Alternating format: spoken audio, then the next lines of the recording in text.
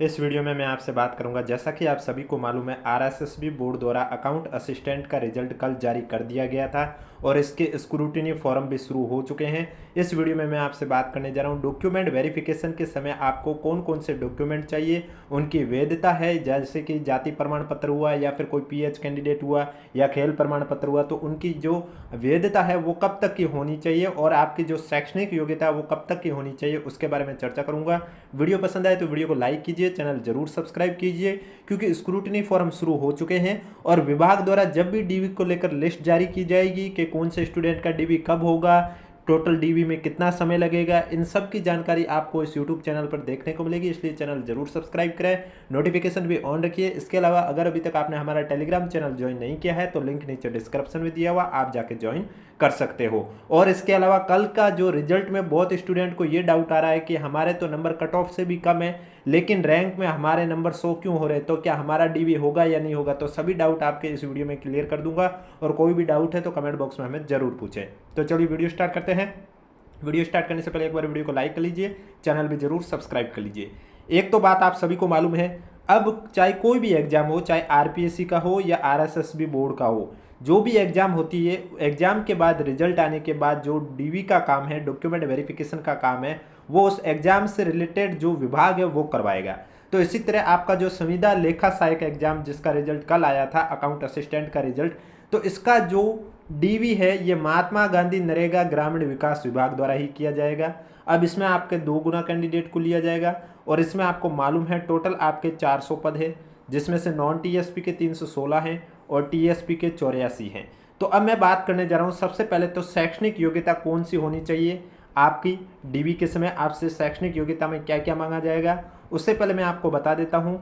DV के समय जो भी आपने एप्लीकेशन फॉर्म में जो भी डाटा फिल किया है वो सभी डाटा आपके मान्य होंगे, यानी कि उसके अलावा कोई अगर एक्स्ट्रा आप डाटा दिखाओगे तो वो आपका मान्य नहीं होगा। जैसे कि अगर कोई डिग्री है जिसका उल्लेख आपने अपने एप्लीकेशन फॉर्म में तो नहीं किया है, कोई कंप्यूटर से रिलेटेड भी डिग्री हो और लेकिन डीवी के समय आप वो दिखाओगे तो वो आपकी मान्य नहीं होगी। अब मैं जो भी बता रहा हूँ अपनी तरफ से कुछ नहीं बता रहा हूँ, ये जो एडवर्टाइजमेंट आपका जारी हुआ था अकाउंट असिस्टेंट एग्जाम को लेकर, उसी में जो लिखा हुआ वही मैं आपको बताने जा रहा हूँ। तो आप देख सकते हैं लेखा सहायक एग्जाम के लिए शैक्षणिक योग्यता की अगर मैं बात करूं तो जिनकी ग्रेजुएशन कर रखी थी वो इस एग्जाम के लिए एलिजिबल था और उसके अलावा कंप्यूटर में कोई भी डिग्री होनी चाहिए। राजस्थान में नॉर्मली आपको मालूम है आरएससीआईटी होता है, अगर जिसके पास भी आरएससीआईटी था तो कोई प्रॉब्लम नहीं, या फिर यहाँ नीचे जो दे रखे हैं कंप्यूटर से रिलेटेड जो भी आपके पास डिग्री है वो आपसे मांगी जाएगी डॉक्यूमेंट वेरिफिकेशन के समय।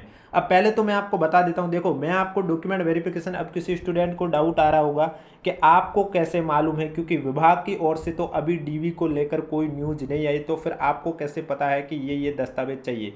तो मैं आपको जो भी डाटा बताने जा रहा हूँ वो आरएसएसबी बोर्ड द्वारा 2024-2025 में जितने भी एग्जाम हुए हैं उनके जो डीवी हो चुके थे उनमें क्या क्या दस्तावेज मांगे गए हैं, उन्हीं के आधार पर मैं आपको बता रहा हूं कि आपसे ये दस्तावेज मांगे जाएंगे। बाकी जब ऑफिशियली विभाग की ओर से डॉक्यूमेंट वेरिफिकेशन की लिस्ट आएगी तो उसमें भी आपको बता दिया जाएगा कि आपको कौन कौन से दस्तावेज तैयार रखने, तो तब भी मैं आपको बता दूंगा कि ये विभाग द्वारा नोटिस जारी किया गया और विभाग द्वारा वो जब भी नोटिस आएगा आपको इस यूट्यूब चैनल के माध्यम से बता दिया जाएगा। इसलिए चैनल जरूर सब्सक्राइब करके रखें, क्योंकि जिन भी स्टूडेंट को अकाउंट असिस्टेंट एग्जाम से रिलेटेड कोई भी अपडेट अगर समय पर नहीं मिल पाती है तो उन स्टूडेंट से मैं यही कहना चाहूंगा आप हमारे चैनल से जुड़े रहिए और नोटिफिकेशन भी ऑन रखिए ताकि जब भी मैं नए वीडियो लेके आऊं सबसे पहले आपके पास पहुंचे। तो चलिए प्रमाण पत्र के बारे में बाद में डिस्कशन करेंगे, लेकिन उससे पहले मैं आपके बाकी चीजें शैक्षणिक योग्यता के बारे में बात कर लेता हूं। जैसे कि एक तो आपको 10th क्लास की अंक तालिका और प्रमाण पत्र चाहिए होगा, यानी कि आपने देखा होगा किसी किसी के मार्कशीट अलग होती है और प्रमाण पत्र अलग होता है, और किसी किसी के मार्कशीट और प्रमाण पत्र एक ही होता है। तो जिनके एक ही है तो उन्हें वो एक ही चीज़ दिखानी होगी, जिनके अलग अलग है तो उन्हें वो फिर दोनों अलग अलग दिखानी होगी। और सभी दस्तावेज आपको ओरिजिनल भी लेके जाने होंगे और फोटोकॉपी सेट भी लेके जाने होंगे, और जो आप स्क्रूटिनी फॉर्म भर रहे हो उसकी भी कॉपी आपको लेके जानी होगी। इसके अलावा अटेस्टेशन फॉर्म भी आपको लेके जाना होगा। तो मैं आपको बता देता हूँ 10th क्लास की आपको अंक तालिका और प्रमाण पत्र लेके जाना है। इसके अलावा आपको 12th क्लास की भी अंक तालिका और प्रमाण पत्र। अगर किसी के, देखो अंक तालिका और प्रमाण पत्र इसलिए मांगे जाते हैं, किसी किसी के साथ में होते हैं तो उनके डेट ऑफ बर्थ उसी मार्कशीट में लिखी होती है, किसी किसी के अलग अलग होते हैं। प्रमाण पत्र ये मांगते हैं इसलिए कि आपकी डेट ऑफ बर्थ चेक करने के लिए, और अंक तालिका इसलिए मांगी जाती है कि आपके मार्क्स चेक करने के लिए। इसके बाद ग्रेजुएशन में अगर आपके सेमेस्टर 8 थे या 6 थे या 4 थे तो आपको सभी सेमेस्टर की अंक तालिका दिखानी होगी और ग्रेजुएशन की डिग्री भी बतानी होगी, और सभी सेमेस्टर वाइज आपको सेट करके रखना होगा। और इसके अलावा अगर किसी के कंप्यूटर में जो भी आपसे शैक्षणिक योग्यता में आपने देखा होगा, आपके पास जो भी कंप्यूटर से रिलेटेड डिग्री है, चाहे वो RCIT का हो या आपके बीटेक कर की हो कंप्यूटर साइंस से, या फिर जो भी मैंने ऊपर अभी आपको बताया उनमें से जो भी डिग्री से रिलेटेड, कंप्यूटर से रिलेटेड जो भी डिग्री है वो भी आपको बतानी होगी। इसके अलावा आपको 2 चरित्र प्रमाण पत्र अलग अलग राजपत्रित अधिकारियों द्वारा, और एक आपका जो चरित्र प्रमाण पत्र है वो आपने जहाँ से भी अंतिम शिक्षा प्राप्त की है वहाँ से आपको बनवाना होगा, और उसमें कम से कम अच्छा होने का उल्लेख जरूर होना चाहिए। इसके अलावा आपको मैरिज सर्टिफिकेट भी दिखाना होगा। अब बहुत स्टूडेंट को ये डाउट आ रहा होगा कि 2006 से पहले तो मैरिज सर्टिफिकेट भी नहीं बनते थे, तो वो स्टूडेंट क्या करेंगे? तो उनके लिए भी आप जब डॉक्यूमेंट वेरिफिकेशन विभाग की ओर से आएंगे तब वो फॉर्मेट भी बता देंगे, और उस फॉर्मेट के अकॉर्डिंग आपको फिल करना होगा, क्योंकि पहले तो मैरिज सर्टिफिकेट बनते नहीं थे, बाद में बनने शुरू हुए, तो पहले वालों को वो फॉर्मेट में।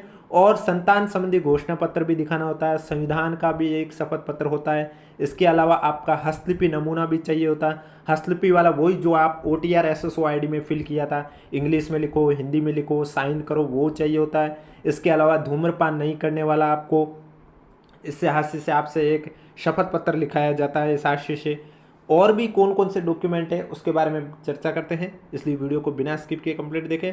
और जब ऑफिशियली विभाग की ओर से डॉक्यूमेंट वेरिफिकेशन की लिस्ट आएगी तब और आपको इस यूट्यूब चैनल के माध्यम से बता दिया जाएगा। तो चलिए अब बात करते हैं स्टूडेंट के प्रमाण पत्र के संबंध में प्रावधान में क्या क्या दे रखा है। आप देख सकते हैं पॉइंट नंबर 1 में लिखा हुआ है कि कार्मिक विभाग द्वारा जारी परिपत्र दिनांक 22 अगस्त 2024 द्वारा पात्रता की जांच और दस्तावेजों के सत्यापन की कार्रवाई संबंधित विभागों द्वारा की जाएगी।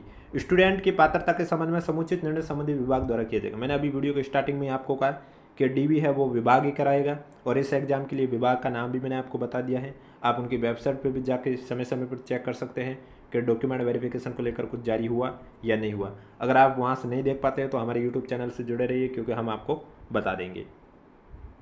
आगे लिखा हुआ आवेदक द्वारा ऑनलाइन आवेदन में भरी गई शैक्षणिक तकनीकी योग्यता को ही अंतिम रूप से मान्य किया जाएगा। ऑनलाइन आवेदन में दर्ज योग्यता के अतिरिक्त अन्य प्रकार की कोई भी योग्यता आपके पास है, डिग्री है, तो वो स्वीकार मान्य नहीं किया जाएगा। यानी कि जो मैंने अभी थोड़ी देर पहले ही बात की थी कि अगर आपने जैसे कंप्यूटर की कोई डिग्री है वो आपने एप्लीकेशन फॉर्म में वहाँ पर डिग्री का उल्लेख नहीं किया, जैसे मैं RSCIT मान लेता हूँ कि आपने RSCIT कर रखी थी लेकिन आपने फॉर्म के अंदर RSCIT के बारे में कुछ नहीं लिखा था, और अब अगर आप DV के समय RSCIT सर्टिफिकेट दिखाओगे तो वो आपका मान्य नहीं होगा, क्योंकि आपने फॉर्म के अंदर नहीं दिखाया था। आपके वही डॉक्यूमेंट मान्य किए जाएंगे जो आपने फॉर्म में फिल किए, फिर चाहे आपकी डेट ऑफ बर्थ हो, चाहे शैक्षणिक योग्यता से हो, चाहे आपके जाति प्रमाण पत्र का हो या मूल निवास प्रमाण पत्र का हो, नॉन TSP TSP का हो, कुछ भी हो, आपको तभी माना जाएगा जब उसका उल्लेख आपने अपने एप्लीकेशन फॉर्म में किया हो। अगला पॉइंट है स्टूडेंट को वर्ग विशेष हेतु आरक्षित पदों का लाभ तभी दे होगा जब उनके मूल दस्तावेजों की जांच उपरांत स्टूडेंट नियमानुसार नियुक्ति हेतु पात्र है। यानी कि आपकी अपनी कैटेगरी, यानी कि चाहे आप किसी भी कैटेगरी से हो, OBC से हो, SC से हो, ST से हो, EWS से हो, जिस भी कैटेगरी से हो, उस कैटेगरी का बेनिफिट आपको तभी मिलेगा जब आप अपने दस्तावेज है वो ओरिजिनल बताओगे और वो नियम के अकॉर्डिंग आपके बने होने चाहिए, तभी आप नियुक्ति हेतु पात्र होंगे, अन्यथा आप नहीं होंगे। अगला पॉइंट है आरक्षित पदों हेतु स्टूडेंट को राजस्थान राज्य में सक्षम अधिकारी द्वारा जारी मूल निवास प्रमाण पत्र और जाति प्रमाण पत्र प्रस्तुत करने अनिवार्य होंगे। यानी कि आपको अपनी कैटेगरी का बेनिफिट चाहिए तो आपको मूल निवास प्रमाण पत्र दिखाना होगा, ओरिजिनल और फोटोकॉपी दोनों। मूल निवास प्रमाण पत्र दिखाने से ये प्रूफ होगा कि आप राजस्थान के निवासी हो, और अगर आपको कैटेगरी में लाभ चाहिए तो इसके अलावा आपको मूल निवास प्रमाण पत्र के साथ जाति प्रमाण पत्र भी दिखाना होगा कि आप कौन सी कैटेगरी के हो, उसका जाति प्रमाण पत्र। अब जाति प्रमाण पत्र की वैधता कब तक की होनी चाहिए उसके बारे में भी आगे चर्चा करेंगे, लेकिन उससे पहले मैं आपको बता देता हूँ। आप यहाँ देख सकते हैं स्पष्ट रूप से 5 नंबर पॉइंट पे लिखा हुआ है कि कार्मिक विभाग की अधिसूचना दिनांक 20/1/2022 के अनुसार आवेदक को वर्ग विशेष का लाभ तब भी देय होगा जबकि आवेदक का उक्त प्रमाण पत्र इस भर्ती के लिए आवेदन करने की अंतिम तिथि तक या इससे पूर्व का सक्षम प्राधिकार द्वारा जारी किया गया हो। स्टूडेंट के उनके वर्ग विशेष में आरक्षण का लाभ प्रमाण पत्र जारी होने की दिनांक से देय होता है और स्टूडेंट के पास सक्षम प्राधिकार द्वारा जारी प्रमाण पत्र आवेदन भरने की अंतिम तिथि से पूर्व का होना आवश्यक है। अतः भर्ती हेतु स्टूडेंट की श्रेणी के संबंध में उसकी पात्रता का मूल्यांकन आवेदन की अंतिम तिथि तक जारी प्रमाण पत्र के आधार पर किया जाएगा। लेकिन इसमें संशोधन किया गया था 17 अक्टूबर 2022 में, और जिसमें यह बताया गया है कि यदि किसी कारणों से स्टूडेंट द्वारा आवेदन की अंतिम तिथि तक जारी प्रमाण पत्र प्रस्तुत नहीं किया जाता है तथा अंतिम तिथि के बाद जारी किया हुआ प्रमाण पत्र प्रस्तुत किया जाता है तो ऐसे स्टूडेंट से इस आशय का एक शपथ पत्र लिखवाया जाएगा और वो आवेदन की अंतिम तिथि को संबंधित वर्ग की पात्रता रखता था। यह सूचना गलत पाए जाने पर उसकी नियुक्ति है वो निरस्त की जा सकती है। यानी कि आपके जो भी प्रमाण पत्र हैं उन पर जो डेट है वो आपके एप्लीकेशन फॉर्म की अंतिम तिथि के पहले की या तब तक की होनी चाहिए, उसके बाद की वो मान्य नहीं होगी। पहले ये ऐसा रूल था, लेकिन कार्मिक विभाग द्वारा 17 अक्टूबर 2022 में इस रूल में भी थोड़ा बदलाव किया है कि अगर एप्लीकेशन फॉर्म की अंतिम तिथि के बाद अगर आपका प्रमाण पत्र जारी होता है तब आपको इस आशय का एक शपथ पत्र लिखवाना होगा कि जब आप एप्लीकेशन फॉर्म फिल कर रहे थे तभी भी आप इसी कैटेगरी से थे या आपका प्रमाण पत्र था आपके पास, आपके पास मतलब वो योग्यता थी।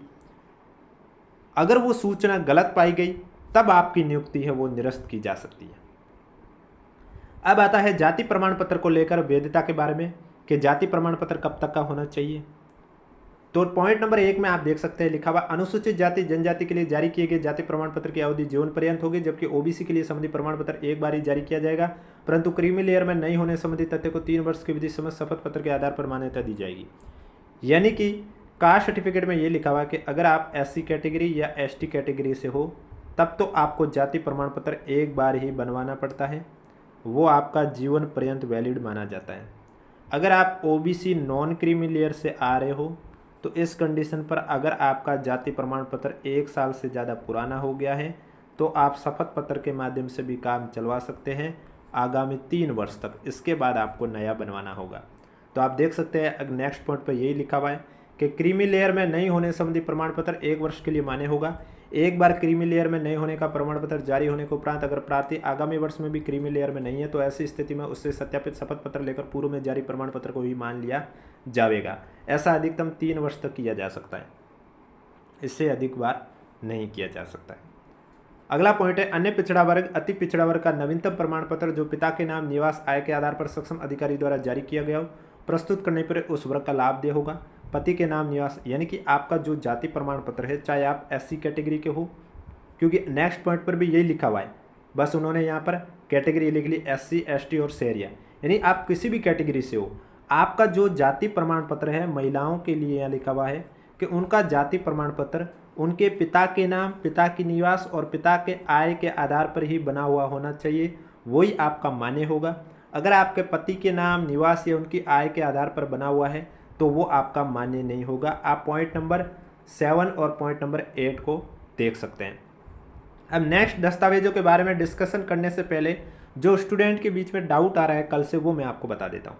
बहुत स्टूडेंट ये कह रहे थे कि हमारे मार्क्स तो कट ऑफ से भी कम हैं तो फिर हमारी रैंक में नाम आया कैसे। और दूसरा ये डाउट आ रहा है किसी को कि कुछ स्टूडेंट के 40% भी नहीं बन रहे फिर भी उनके मार्क्स कैसे बताए जा रहे हैं, क्योंकि मिनिमम क्वालिफिकेशन 40% है। ये दोनों डाउट मैं क्लियर कर देता हूँ। पहला डाउट जो कि कट ऑफ से कम नंबर है फिर भी रैंक में नाम क्यों आ रहा है, तो मैं आपको बता देता हूँ। जो कल रैंक आई है मेरिट की जिसमें टोटल नॉन TSP में 2200 के करीब स्टूडेंट की लिस्ट के नाम थे, तो ये जो रैंक वाइज आया रिजल्ट इसमें कट ऑफ के हिसाब से नहीं आया। कट ऑफ तो आपको बता दी गई है कि 2 गुना की कितनी रही है, बाकी जितने स्टूडेंट के 40% बन रहे थे उनके रैंक में नाम आ चुका है। और अगर किसी स्टूडेंट के 40% नहीं बने हैं वो अपने मार्क्स देखना चाहता है तो कल की वीडियो में मैं आपको मार्क्स के फॉर्मूले से बता चुका हूं कि आपके पेपर में 3 क्वेश्चन डिलीट हो चुके हैं तो उसके बोनस नहीं मिलते हैं। उस क्वेश्चन के मार्क्स बाकी के क्वेश्चन में कैसे बांटे जाते हैं वो की फैक्टर के फॉर्मूले से वो मैं चर्चा कल ऑलरेडी कर चुका हूँ। कल वाला वीडियो आप मेरा देख सकते हैं। और दूसरा ये डाउट आ रहा है कुछ स्टूडेंट को कि कुछ स्टूडेंट के 40% भी नहीं बन रहे फिर उनके मार्क्स कैसे बता रहे हैं, उनका लिस्ट में नाम कैसे आ रहा है जबकि मिनिमम क्वालिफिकेशन 40% है। आपकी बात आधी सही थी आधी गलत थी। आधी गलत इसलिए क्योंकि जो आपको दिख रहे हैं लिस्ट में नाम जिनके 40% से कम है उनकी कैटेगरी है SC और ST कैटेगरी। और आपने शायद सही से नहीं देखा होगा, मिनिमम क्वालिफिकेशन तो 40% है, लेकिन स्पेशल छूट दे रखी है SC ST कैटेगरी को कि SC और ST कैटेगरी के लिए मिनिमम क्वालिफिकेशन 35% है। इस वजह से आपको ऐसा लग रहा है कि इनके 40% नहीं है फिर भी लिस्ट में नाम कैसे हैं, क्योंकि उनके लिए मिनिमम क्वालिफिकेशन 35% है। आशा करता हूँ आप दोनों डाउट समझ गए होंगे। अगर फिर भी डाउट आ रहा है तो कमेंट बॉक्स में हमें ज़रूर बताएं। और आप बात करते हैं नेक्स्ट पॉइंट पर। अगला पॉइंट है कि आर्थिक रूप से कमजोर वर्ग के स्टूडेंट को जारी किया गया जो इनकम सर्टिफिकेट है उसकी वैधता के बारे में सामाजिक न्याय अधिकारिता विभाग के परिपत्र क्रमांक इतने 6/5/2022 के द्वारा ये निर्दिष्ट किया गया है कि राज्य के लिए जारी इनकम सर्टिफिकेट 1 वर्ष के लिए मान्य होगा। अब इनकम सर्टिफिकेट के लिए भी ये सेम चीज़ लिखी है कि आपका 1 वर्ष के लिए मान्य होता है। अगर आगामी वर्ष में भी आप उसी कैटेगरी में आते हो, आर्थिक रूप से कमजोर वर्ग में आ रहे हो, तो आप शपथ पत्र दे सकते हैं। और ऐसा भी अधिकतम आप 3 वर्ष तक कर सकते हैं, शपथ पत्र के माध्यम से काम चलवा सकते हैं।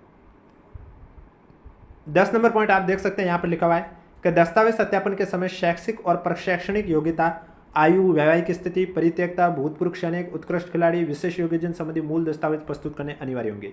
यानी कि डॉक्यूमेंट वेरिफिकेशन में जिन स्टूडेंट को उत्कृष्ट खिलाड़ी कैटेगरी का लाभ लेना है या विशेष योग्यजन श्रेणी का लाभ लेना है या भूतपूर्व सैनिक कैटेगरी का लाभ लेना है या परित्यक्ता का लाभ लेना है, तो उन सभी कैंडिडेट को उन्हें ओरिजिनल डॉक्यूमेंट दिखाने होंगे, तभी आपको उनकी कैटेगरी का बेनिफिट मिलेगा।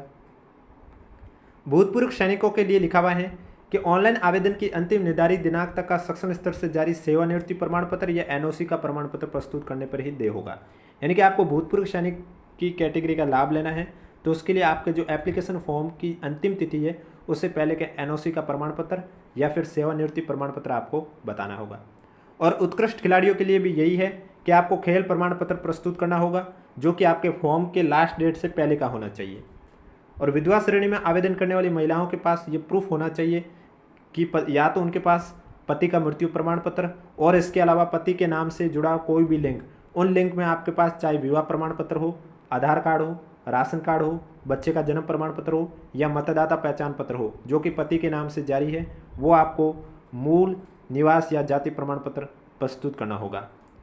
यानी कि जो विधवा श्रेणी कैटेगरी की महिलाएं हैं उन्हें उनकी कैटेगरी का अगर लाभ लेना है तो उन्हें 2 चीज़ दिखानी होगी, एक तो पति का मृत्यु प्रमाण पत्र और उसके अलावा जो भी यहाँ दे रखा है पति से जुड़ा कोई भी ऐसा प्रमाण पत्र, चाहे वो विवाह प्रमाण पत्र हो, आधार कार्ड हो, राशन कार्ड हो, बच्चे का जन्म प्रमाण पत्र हो, मतदाता पहचान पत्र हो या फिर मूल निवास हो या जाति प्रमाण पत्र, जो भी है वो आपको प्रस्तुत करना होगा। और परित्यक्ता श्रेणी वालों को भी शपथ पत्र लिखवाया जाएगा कि जब फॉर्म की लास्ट डेट थी उस तिथि तक आपने दूसरा विवाह नहीं किया। इसके अलावा शासन के परिपत्र क्रमांक आप देख सकते हैं 22/5/2006 से राजकीय सेवा में नियुक्ति हेतु आपको विवाह पंजीयन करवाना अनिवार्य है किया गया, अतः इस संबंध में विवाह प्रमाण पत्र भी प्रस्तुत करना वांछनीय है। विवाहित महिलाओं के लिए संतान संबंधी घोषणा प्रस्तुत करना भी अनिवार्य है। और परित्यक्ता श्रेणी की महिलाओं को ऑनलाइन आवेदन की अंतिम दिनांक तक पुनर्विवाह नहीं किए जाने संबंधी परित्यक्ता श्रेणी में होने संबंधी शपथ पत्र भी प्रस्तुत करना होगा। स्टूडेंट को अंतिम शैक्षणिक संस्थान द्वारा जारी चरित्र प्रमाण पत्र यथा समय प्रस्तुत करना अनिवार्य होगा, जिसमें चरित्र के संबंध में कम से कम अच्छा का उल्लेख किया आवश्यक होगा। स्टूडेंट को 2 राजपत्रित अधिकारियों द्वारा जारी नवीनतम चरित्र प्रमाण पत्र भी प्रस्तुत करने अनिवार्य होंगे। यानी कि ये सभी डॉक्यूमेंट तो आपको तैयार रखने ही है। इसके अलावा और भी कुछ प्रमाण पत्र है, जब वो आपका ऑफिशियली नोटिफिकेशन आ जाएगा विभाग की ओर से तो उसमें आपको बता दिया जाएगा और मैं आपके उस पर वीडियो भी लेके आ जाऊँगा इसी यूट्यूब चैनल पर। इसलिए अगर अभी तक आपने चैनल सब्सक्राइब नहीं किया तो चैनल जरूर सब्सक्राइब करें। और एक और डॉक्यूमेंट आपका आधार कार्ड भी आपको लेके वो जाना है जिसके ऊपर QR कोड अंकित होना चाहिए, वो भी आपको लेके जाना होगा। और भी जो मोस्ट इंपॉर्टेंट बातें होगी और जब विभाग की ओर से लिस्ट आएगी तो आपको बता दिया जाएगा कि कौन से स्टूडेंट को कब आना होगा। ये सब सूचना आपके जब ऑफिशियली नोटिस आने पर इस यूट्यूब चैनल के माध्यम से बता दिया जाएगा। अब किसी को कोई भी डाउट है तो नीचे कमेंट बॉक्स में पूछिए। वीडियो पसंद आए तो वीडियो को लाइक कीजिए, चैनल जरूर सब्सक्राइब कीजिए, क्योंकि कल से स्टूडेंट के कमेंट आने शुरू हो गए थे कि अकाउंट असिस्टेंट एग्जाम के लिए DV के लिए हमें दस्तावेज बताइए, तो वो वीडियो भी मैं आपके लिए लेके आ चुका हूँ।